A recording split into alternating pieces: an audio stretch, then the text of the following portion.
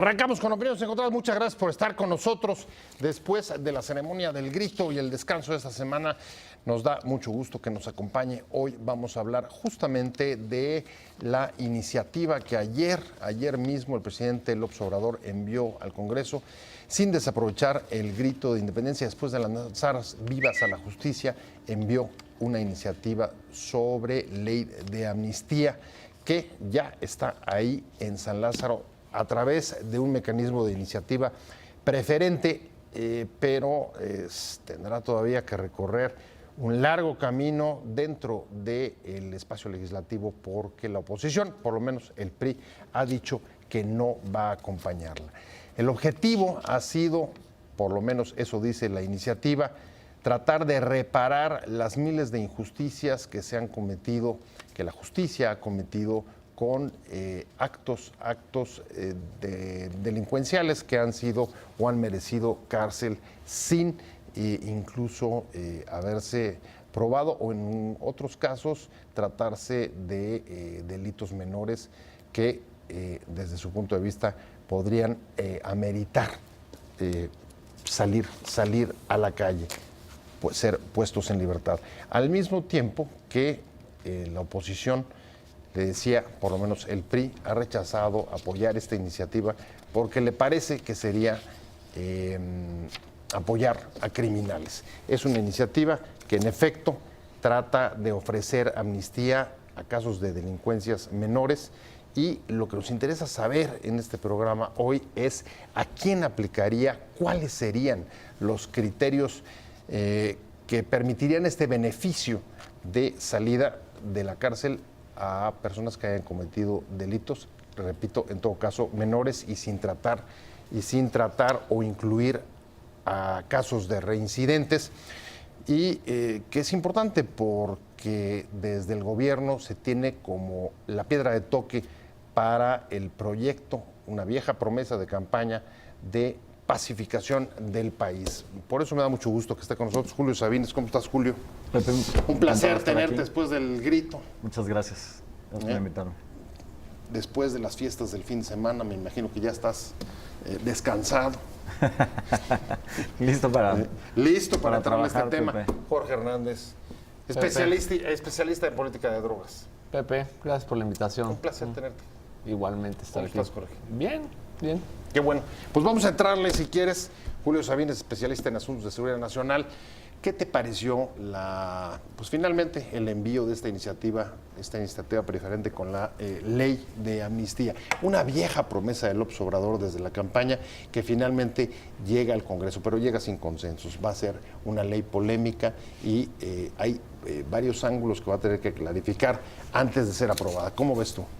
Bueno, Pepe, hay dos puntos de partida. El primero es sobre cuáles son las motivaciones políticas del presidente para enviar la ley y el segundo es el análisis específico sobre la ley. Es una ley bastante corta, pequeña, noble.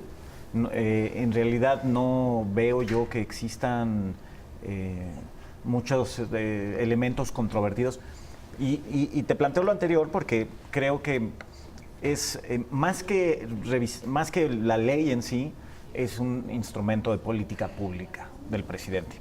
¿Qué propone la ley? Propone liberar a presos políticos, a mujeres que estén detenidas por haber abortado, a parteros médicos que hayan trabajado en algún aborto. A indígenas que no hayan recibido asistencia bilingüe en su proceso. Tal vez aquí pudiera ser uno de los puntos controvertidos de la ley. Ya es algo que ya está, pero ¿quiénes se podrían acoger a esto? Y finalmente indígenas que hayan tenido un proceso sin las suficientes garantías, sin el debido proceso o sin las condiciones de equidad. Sí, y finalmente a quienes cometieron delitos no graves. Pero hay que revisar que esto es solo en el ámbito federal. Entonces, en realidad, beneficia a un número limitado de gente. Claro, la mayor parte de los delitos son del fuero común. Del fuero común a nivel local. local. Entonces, tal vez alguien que se robó algo de una instalación federal y por haber sido en ese ámbito de competencia se le juzgó así. Supongo que sí, son pocos los casos. Leía yo una estadística, no la puedo corroborar, pero que son cerca de 1,000 detenidos nada más por robo. No, A ver, tiene que ser robo sin violencia, sin utilización de armas Sí. de fuego, y por supuesto sin sangre. Sí, y sin reincidencia, ¿no? O sea, primodelincuentes nada más. Entonces, vamos, no es una ley... a la gente le puede asustar pensar que van a dejar libres a delincuentes por esta ley, pero en realidad pues no, y creo por eso hay que revisar el aspecto político, ¿no? A ver, entonces tomo la parte, digamos, comencemos por las motivaciones políticas, porque del otro lado, Jorge, la respuesta que está dando la oposición es no podemos aceptar esta ley. Hoy, Claudia Ruiz Massieu dijo, pues a reserva de leerla, nosotros no vamos a ir con una ley que libere criminales. Sí, yo creo que es una propuesta que por lo pronto tiene alto contenido mediático, ¿no? Es decir, es como una... La palabra amnistía es muy gruesa, haces titulares. Un motivo temático que sin duda da para que todo el mundo ponga una posición de la cual pueda tener rentabilidad política, ¿no? A mí me parece que el espíritu de la propuesta se basa un poco, por lo menos discursivamente, en la justicia social. Así es es. decir, en reconocer que el sistema de justicia en México es históricamente muy deficiente, que en muchos casos es muy injusto con cierto tipo de personas, ¿no? Y en ese sentido, pero extrapolando es liberar a criminales y me parece que por ahí no es. Pero ahí, si quieres, podemos ir ¿no? situando. Estamos hablando, lo decía Julio hace un momento, sobre todo expedientes de indígenas que hayan sido juzgados y condenados sin garantías de mínimas de justicia. Estamos hablando de mujeres que han abortado y por este motivo, igual que sus parteras o los médicos, encarcelados. Son mucho menos los casos. Y estamos hablando, quizá ese es me parece, la parte más, digamos, más sustantiva. Liberar jóvenes que hayan estado involucrados en el narcomenudeo o que hayan sido, esa parte me salta, que puedan comprobar que fueron forzados. Ya. Queden forzados ahí hay varias cosas a traficar con drogas. Ajá. Por el propio crimen o por un familiar. Ya. O por la necesidad, me imagino, por ejemplo. No, el por la caso, necesidad es más difícil de justificar. No, porque, por ejemplo, en el caso de mujeres que son utilizadas como mulas para transportar drogas, ¿no? Ese es un caso típico en el que una mujer que no tiene otro sistema de sobrevivencia, que generalmente carga con el costo familiar de la reproducción, es decir... Entonces, bueno, hay mujeres y sostenimiento de la casa en muchos de los Así es, y a mí me familias. parece que está bien, que el hecho de que se delimite desde un primer momento, el hecho de que no haya, digamos, detrás delitos violentos o de sangre. Sin embargo, por ejemplo, en el caso del específico, transporte de drogas puede ser del ámbito federal, por ejemplo, en los aeropuertos, es decir, donde son instalaciones federales, está. Pero en general el delito de narcomenudeo es un delito que justamente con la reforma del narcomenudeo se volvió local. Entonces, no entraría... El mismo supuesto del que habla Julio. Entonces, no entraría, digamos, dentro de las previsiones de esta ley que únicamente modifican el orden federal, ¿no? De cualquier modo, me parece que lo importante hacer notar, por lo menos en el caso de los mercados de drogas, es que es muy digamos, sí hay posibilidad de que las circunstancias sean distintas entre los distintos eslabones de la cadena, ¿no? Sin embargo, a mí me parece a priori que tampoco uno puede considerar que un chico que se metió a mercar drogas y que por alguna razón fue sorprendido o está en la calle, pues habría que ver cuáles son verdaderamente sus nexos con la delincuencia organizada que hay detrás. A ver, pero es que es muy diferente. A ver, pero ¿y cómo se...? A ver, eso... A ver, es que hay, justamente hay un círculo. Cuadrar ese círculo me parece difícil. Se trata de reparar injusticias, irregularidades e injusticias, lo cual es loable, al mismo tiempo que exige una serie de condiciones, como comprobar, por ejemplo, que fuiste forzado a traficar con droga, Bueno, la ley siempre, en los detalles de la ley es donde se esconde el diablo, ¿no? Es Sí, decir, claro. es así, un poco como pasa con el cannabis. Sí, no es delito consumirlo, pero para hacerlo uno tiene que cometer un delito antes. Entonces, depende de cómo se plantee la ley en sus detalles. Está eso. A mí por eso hablo del espíritu que entiendo de la ley. Y sin conocer sus detalles o cómo planean realmente discriminar quién sí y quién no, pues es difícil hablar de que una propuesta de ley así sea positiva o negativa, ¿no? Pone sobre la mesa, Jorge, una ley sobre todo mediática y de difícil implementación, si te copio bien el razonamiento. Pero, ¿qué es esta ley de amnistía que mandó el presidente López Obrador al Congreso ayer mismo, antes de dar el grito? Después de, en el grito, como usted vio, lanzar y echar vivas a la justicia? ¿En qué consiste? ¿A quién aplica?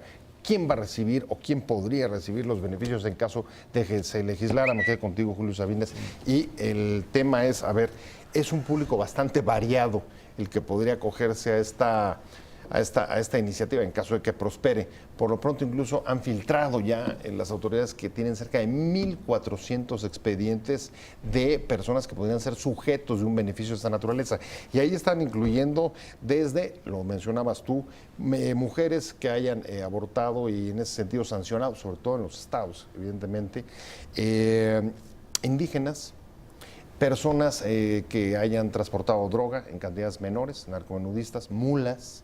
Pero también tú leías hace un momento el cuerpo de la ley, posesión simple, como decía Jorge, que era el doble de la dosis permitida. 2.5 veces. Que no está permitida. Pero también está sedición y también está presos de conciencia. Sí. ¿Cómo definir todas estas categorías?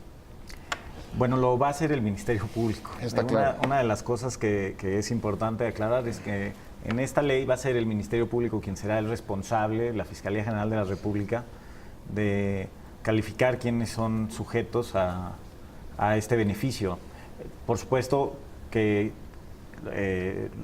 las personas que consideren que son posibles beneficiarios de la ley, que se pueden beneficiar de estos presos o sus familiares, podrán dirigirse por escrito a la Fiscalía. A ver, pero está interesante. A ver, ¿cómo operar el asunto en términos reales? ¿Cómo hacer operativa esta ley? ¿Se tendría que crear, digamos, una comisión que diera seguimiento y estableciera los criterios después de estudiar caso por caso? ¿O los afectados tendrán que promover dentro de la Fiscalía General el estudio de su caso? A ver, no me queda muy claro. Es por ahí, Pepe, los afectados tendrían que promover el estudio de su caso y pues hay dos elementos que son las herramientas principales, ¿no? O sea, cuál fue, qué dijo el juez en su vinculación a proceso y, en todo caso, qué dice su sentencia. En función de eso, está claro, la sentencia dice o la vinculación a proceso, por qué se le está investigando y pues ya viene muy claro cuál es la acusación. Ahora vámonos al lado del afectado. O sea, el afectado se dirige con esas herramientas y le dice, a ver, me estás acusando de esto, o me vincularon a proceso por esto, o estoy detenido por esto. Mira, hay un caso que pudiera llamarnos la atención, yo he estado pensando en eso. Por ejemplo, hay muchas personas detenidas por portación de arma de fuego simple. Ajá. Entonces, la aportación de arma no exclusiva de uso... A ver, ¿entra dentro del supuesto de la amnistía simplemente la posesión de arma de fuego? Cuando no son de uso exclusivo del ejército, que son agravantes, pero en el caso de los calibres permitidos por la ley, si tú te detuvo un retén y portabas en tu vehículo a lo mejor un arma, la ley te podría beneficiar, ¿no? O sea, dentro de los calibres permitidos. Hay mucha gente detenida en esas condiciones. Si esos sujetos son primodelincuentes, no tienen reincidencia y no se les está calificando con otro tipo de delito, pues podrían verse beneficiados. Bueno, digamos que ahí puedes traer como varias, digamos, un perfil más o menos claro. Pero déjame poner sobre la mesa otro caso que ha sido además un poco emblemático en los antecedentes de la presentación de esta ley, y es el caso de Ramírez Valdovinos. Ramírez Valdovinos, una persona que es detenida en los 2000, a principios de los 2000, y luego se comprueba que el Ministerio Público del Estado de México lo detuvo, lo torturó e incluso él ingresa a prisión habiendo firmado una hoja en blanco sobre la cual al parecer se construyó o se redactó su propia confesión sin que él la conociera. Al final después de unos años, la persona sobre la que había sido acusado de haber dado muerte, resulta que no era el cuerpo que estaba en el Ministerio Público. En fin, es una serie de irregularidades terrible. Incluso él ha sido, por algún diputado Morena, candidato a la Belisario Domínguez. Ha sido propuesto para recibirla. Y su caso ha llegado hasta la Comisión Interamericana de Derechos Humanos.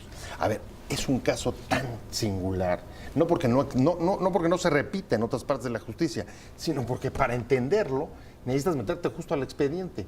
¿Cómo operar eso en una ley como esta, Jorge?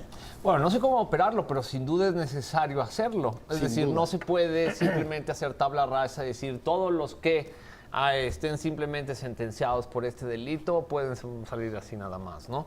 En general, por ejemplo, en el caso de las drogas, no, la posesión simple nunca suele bastar para que alguien sea encarcelado. En general hay otro tipo de delitos conexos. A pesar de que, tú mismo sabes, se manejan cifras estratosféricas. Se manejan cifras que no corresponden con la realidad. Es decir, cuando dicen posesión simple, sí, probablemente hubo algo de posesión simple, pero generalmente hay con intención de comercio o algún otro tipo de indicios que, digamos, implican otro tipo de delitos. Es decir, no es únicamente ese delito, es muy difícil encontrarlo en términos de drogas, ¿no? Por otro lado, por ejemplo, hablabas hace rato de los narcomenudistas. Bueno, depende. A mí me parece que es más peliagudo la cuestión de las armas, por ejemplo. A mí, yo que soy firme defensor de que nadie tengamos armas, pues no es algo que me parezca que sea socialmente positivo. Sin embargo, por ejemplo, en la compraventa de drogas finalmente hay dos voluntades que están poniéndose de acuerdo para burlar la ley. Es decir, es un delito cuyo única víctima y victimario se ponen de acuerdo para cometerlo. Entonces, ahí hay una, digamos, el hecho mismo de la compraventa, es decir, del acto del comercio de drogas, pues sí me parece que no debería ser penalizable la cárcel con esa manera. Ahora, ¿qué delitos conexos hay detrás? Pues eso solamente caso por caso se puede ir viendo. A ver, pero ¿Cómo lo piensan hacer? Tu comentario deja en claro que una de las primeras polémicas que va a haber en torno a la ley, me imagino en el Congreso, es cómo tipificar y cuáles incluir de los delitos dentro de una ley de amnistía y cuáles no. Así es. No, de entrada, por ejemplo, tú no estarías de acuerdo con el tema de las armas. A mí, digo, no es que me parezca que la prisión o digamos que la prisión te sacaría ronchas al menos. No, lo que pasa es que la prisión no me parece de todas maneras el mejor, digamos, método para reencauzar a ciertas conductas dentro de la sociedad. Pero me parece que las armas, digamos, sí tienen una implicación de terceros siempre. En el caso de las drogas, no necesariamente. Entonces ahí hay diferente. A ver, y no incluye, por ejemplo, crímenes. Sin embargo, delitos violentos. por eso, Sí. Crímenes violentos. Sin embargo, el caso que les acabo de narrar, el caso Ramírez Valdovinos, es un ejemplo de aplicación irregular de la ley, al menos por lo que hoy se sabe de este caso, pero no entraría. Al ser del fuero común, No entraría. No entraría, pero otra de las características que tiene esta ley es que le pide a la Secretaría de Gobernación que establezca métodos de coordinación con los estados para que en el ámbito de las legislaturas locales, por supuesto, pues quienes lo quieran promover así, los estados hagan sus propias leyes de amnistía. Yo creo que de lo que se trata con esta ley es de liberar a quienes se recurre. Popularmente se dice que en la cárcel están los más pobres. Entonces, quienes están presos por pobreza, me refiero de forma conexa a, ¿no? O sea, que porque reparan las injusticias por pobreza. Los más vulnerables. Sí, los más vulnerables. Reparan injusticias por pobreza.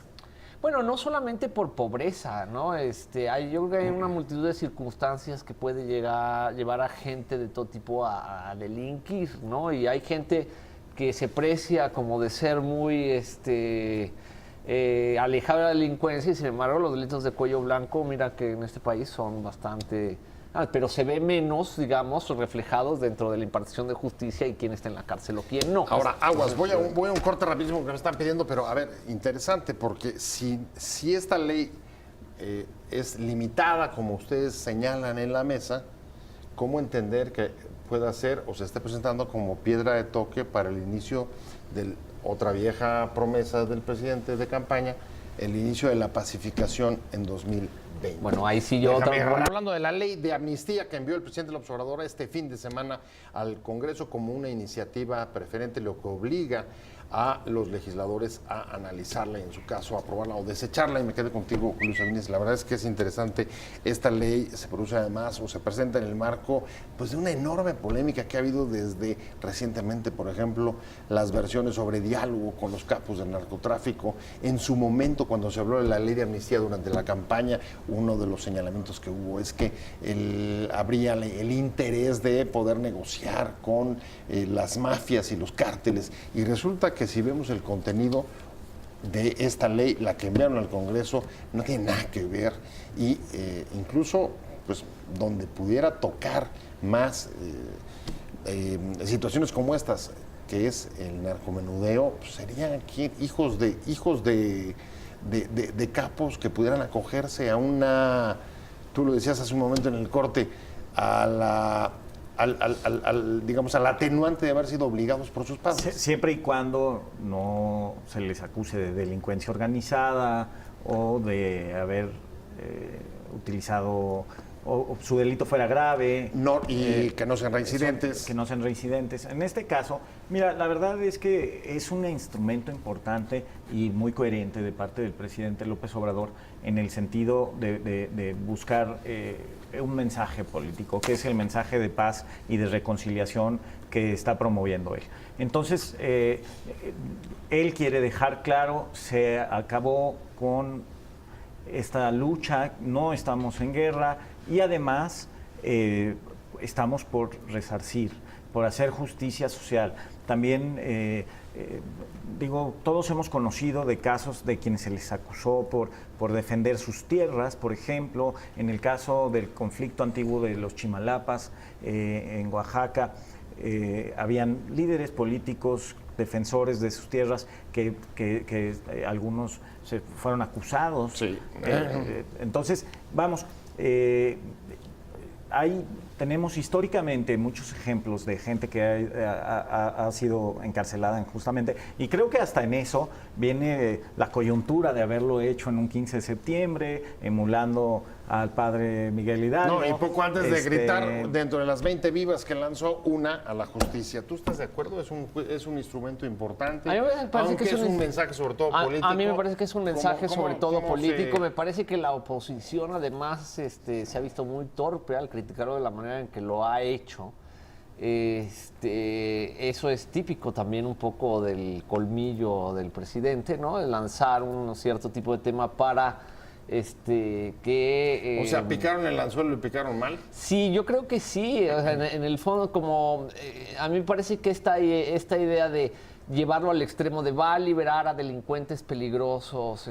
Esa fue la crítica de Claudia Ruiz Massieu. Es muy ridícula, en el fondo es muy ridícula, ¿no? Yo, si fuera oposición en el sentido, soy oposición porque no soy del gobierno, pero yo diría muy bien, a mí me parece que sí es hora de arreglar la injusticia social que ha tenido este país. Vamos a ver caso por caso o cómo hacemos y que haya una discusión ahí. De cualquier forma, como tú dices, que tu preocupación me parece que es muy legítima, es cómo se puede instrumentar esta ley. Es decir, aún una vez que haya pasado, me imagino que habrá 1001 subterfugios jurídicos para que cada caso pueda o no ir avanzando. Claro, y en ese sentido, pues uno puede administrar la ley para que no, digamos, parezca que se abren las puertas de la cárcel y salga todo el mundo. Entonces, es que, a ver, esa es una preocupación, yo creo que a veces, perdón, Julio, es una preocupación que yo creo que cada día tenemos todos en este país.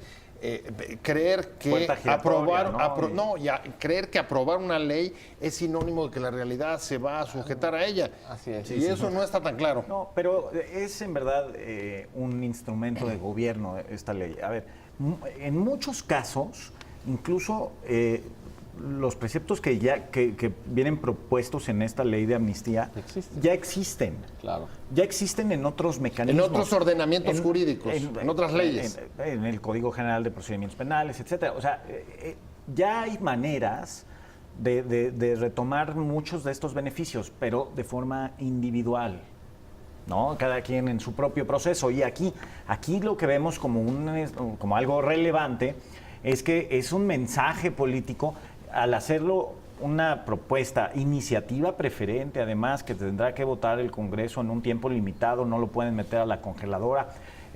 O sea, ¿va o va? Lo tienen que o lo toman o lo dejan, pero no pueden... No pueden evitarlo. Evadirlo. No pueden evadir, dictaminarla. Lo que vemos es que se busca generalizar estos mecanismos que ya existen en la propia ley para casos específicos. Y ahí es donde estamos encontrando el mensaje. El mensaje no es queremos a más gente presa, sobre todo gente que hizo... Con delitos menores vinculados, ¿no?, menores, a temas de pobreza, de condicionamientos de vulnerabilidad, etc. Lo que hay que decirle al auditorio, y creo que es lo más relevante, es no se están abriendo las puertas de las cárceles y no está pensada para delincuencia organizada o grandes delincuentes que hayan cometido o hayan dañado a otras personas. Para delitos predatorios, es decir, a los sí. que se afecta a un tercero, ¿no? Es decir, el transporte de drogas vía mula, pues, ¿dónde está la tercera parte afectada? Que es muy distinto a alguien, digamos, que asalta un automóvil y se lo roba a mano armada. O un secuestro. O un secuestro, es completamente distinto. Así, ¿no? y hay que decir, los secuestros está fuera de las posibilidades de esta ley. Ningún delito delitos grave que están en el artículo 19 constitucional, como de prisión preventiva oficiosa. Ahora, a ver, es interesante, si este es un mensaje político, como ustedes han coincidido, ¿cómo lo vinculan con el tema del inicio de la pacificación en 2020?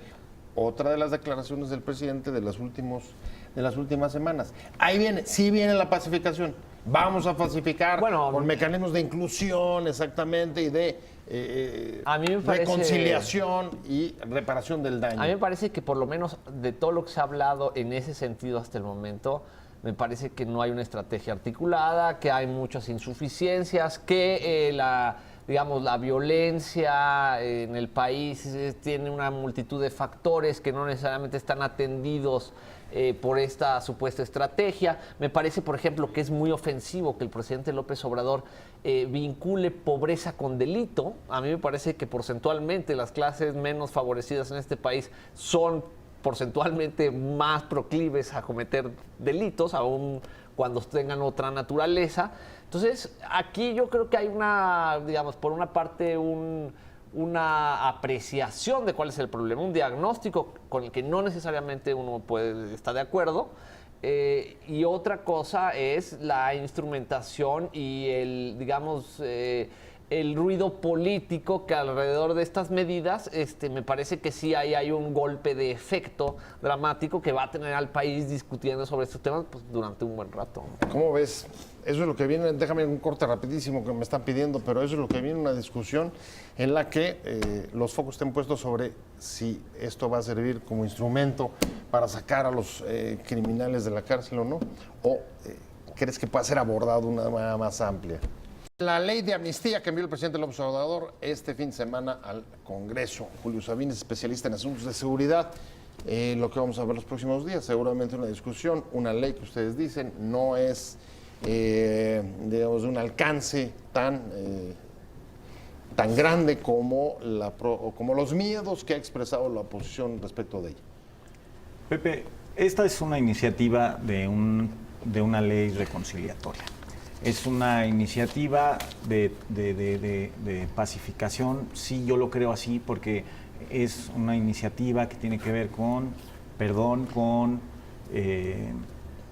tiene que ver con reconocimiento de errores. Digamos que es una manera de introducir esos valores en términos ya reales dentro de la estructura legal del país. Sí, de comenzar, o sea, tímidamente. Y déjame decirte que yo creo que el mensaje del presidente es el correcto. O sea, en mi opinión personal, y lo hago desde el punto de vista como analista, el mensaje de pacificación nos lleva en la ruta correcta. No necesitamos un mensaje que polarice y un mensaje de violencia. Incluso a él se le ha criticado cuando ha polarizado a la sociedad. Entonces creo que en el ámbito de hacer una línea de pacificación, ¿qué hay en términos muy específicos tal vez que se le cuestiona a esta ley, a esta iniciativa, y además que todavía será discutida en la Cámara?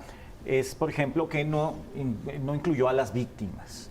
Esto es una parte... O sea, no participan en la elaboración, ¿quieres decir? No participan en la amnistía, por ejemplo, ¿no? Entonces, si yo te robé algo, bueno, yo robé algo que pudiera considerarse en el ámbito federal y me pudiera haber sujeto por esta ley. No están consideradas, o sea, ¿qué papel tendrían en estos ¿qué casos? papel tendría la En los víctima? casos de perdón. Bueno, es que depende del tipo de Depende del delito. tipo de delito, Por ejemplo, tal lo que yo cual. digo, el narcomenudeo es un delito en el que la víctima y victimario se ponen de acuerdo para, digamos, ocultarse de la Es que ley. no hay- Es decir, ahí que no es muy hay- ahí no distinto hay víctima o victimario. Exacto. No hay. Entonces, ahí no hay una víctima, ¿no? Específicamente. Entonces, entran pequeños detalles, bueno, detalles importantes que por el momento no conocemos. O sea, lo demás es ruido político, digamos. Pero por lo pronto coincidirías, ahí está, es un mensaje político. Mira, me parece que... Su valor sería introducir el concepto de perdón y reconciliación. Bueno, me comenzar. parece por ahí va, y también me parece que esta sociedad y sus gobiernos,